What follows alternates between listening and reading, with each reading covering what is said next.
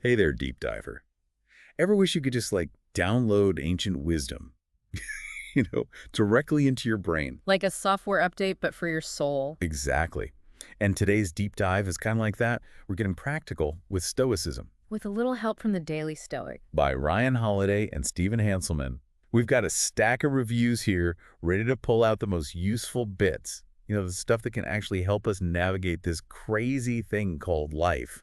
And what's so interesting is how many reviewers see this book as like a user manual for just that, like a practical guide, not just some dusty philosophy lecture. Totally. It's like people hear Stoicism and they picture these emotionless robots. Right. Faces carved out of stone, no feelings whatsoever. Yeah. But these reviews, they highlight how it's really about navigating all of life's chaos, but with a calm mind. That's it. It's about focusing on what you can control, which, let's be honest, feels super relevant these days. For real. And you know what? That's what I love about Stoicism. It's not just some armchair philosophy. It's about action. You know how mindfulness is having a moment? Totally. Stoicism is like its ancestor, with street cred, centuries of practice behind it. Okay, so for anyone new to the Daily Stoic, it's got this 366-day format. So a Stoic quote a day, plus a little explanation to unpack it. And I think this is key, a modern example. It's brilliant. Makes it so applicable. Right. I love how this makes ancient ideas feel like advice you could use right now, today. It's like a bite-sized wisdom gateway, very approachable. Although I will say, a few reviewers did mention it felt a little repetitive after a while. Yeah, that's fair. You can only read Memento Mori so many times, maybe. Exactly. But it proves what we always say. Not every philosophy is a perfect fit for everyone. Which is so true. And reading those mixed reviews, I have to say, was fascinating in itself. Some people, life-changing. Others, not so much. I think there was even this one review, and it was hilarious. The person ditched the companion journal. Oh, the companion journal. Ambitious. I know.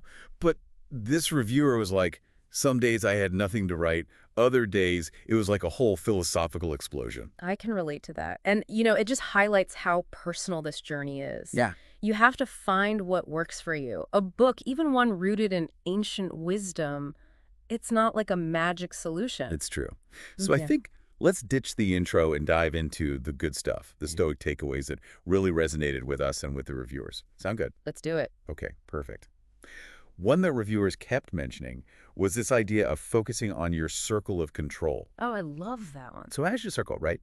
Inside that circle, things you directly control. Your thoughts, your actions, your reactions. Exactly. Outside.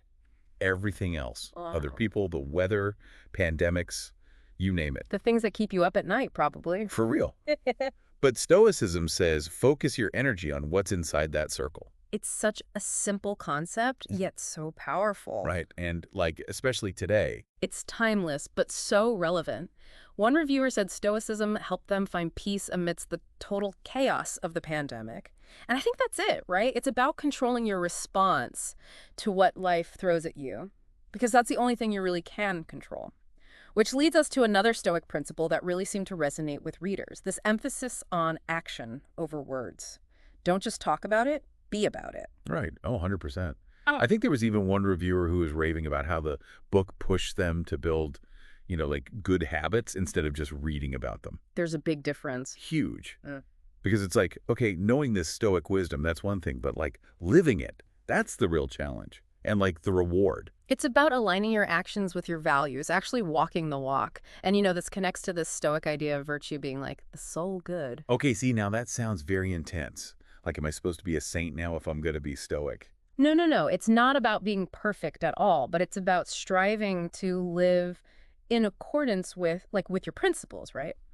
Think about it this way. When you do something that aligns with what you believe in, you feel a sense of purpose, don't you? Like you're on the right track. That's kind of what the Stoics are getting at. I like that. Closing the gap between, what we believe and how we act. Exactly. And speaking of action, another Stoic gem that really popped out from the reviews, this idea of training your perceptions. Learning to see opportunity in challenges. So many reviewers talked about that. Right. There was one who was talking about how they reframed their dreaded commute, and used it as a chance to listen to podcasts and learn new things. Okay, that's a good one. I need to try that. Another one was talking about setbacks at work, as opportunities to develop new skills. See, that is genius. I am the queen of complaining about traffic, but what if I use that time to like learn a new language or finally finish that audiobook I started? There you go. It's a complete mindset shift. Instead of focusing on what's wrong, you're training yourself to see, like, how can I learn and grow from this experience? Yeah. And that's something that everyone can do, no matter what they're going through. It's like finding that, like that silver lining, but on purpose, like actively looking for it and then using it to your advantage. Exactly. And, this reminds me of, I think it was in one of these reviews, the reviewer was saying that the Daily Stoic helped them through a really tough time. They didn't like go into detail or anything, For sure. but they found a lot of comfort in the Stoic teachings on, like acceptance and finding meaning in suffering, which I thought was really powerful. It's amazing how these ancient ideas can still give us like comfort, even when we're facing these like modern struggles. It speaks to their timelessness.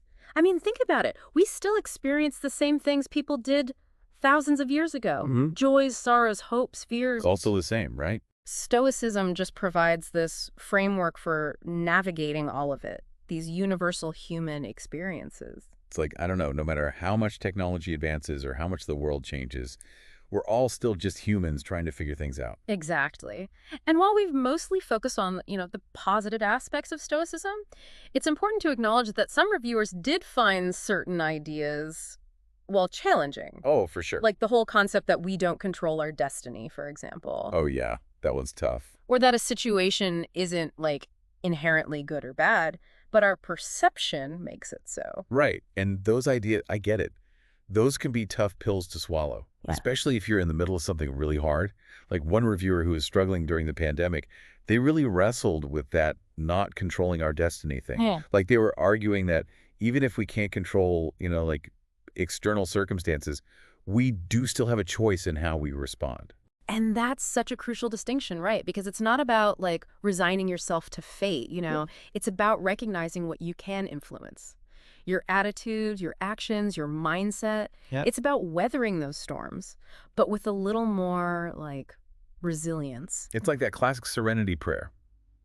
Grant me the serenity to accept the things I cannot change, the courage to change the things I can, and the wisdom to know the difference. Exactly. And I think within that, recognizing that, life is going to throw some curveballs. It's not about denying those emotions, the difficult ones. Right. Stoicism is more about, like, how do you process them in a healthy way without letting them, take over. It's about mastering your emotions, not letting them master you. There you go. Which, speaking of mastery, reminds me of something else a reviewer mentioned. It was about this Stoic emphasis on clear, direct language. Oh, interesting. They loved how the Daily Stoic is like a champion for verbal minimalism. Getting to the point. Yes, like cutting through all the noise, to find the heart of the matter. Simplicity over eloquence. Yes. And so many reviewers that really connected with them. Yeah, it makes sense. It's like that saying, less is more. Totally. And speaking of more, can we talk about the Stoic view on education for a sec? Because this isn't just about, like, getting that degree and then you're done.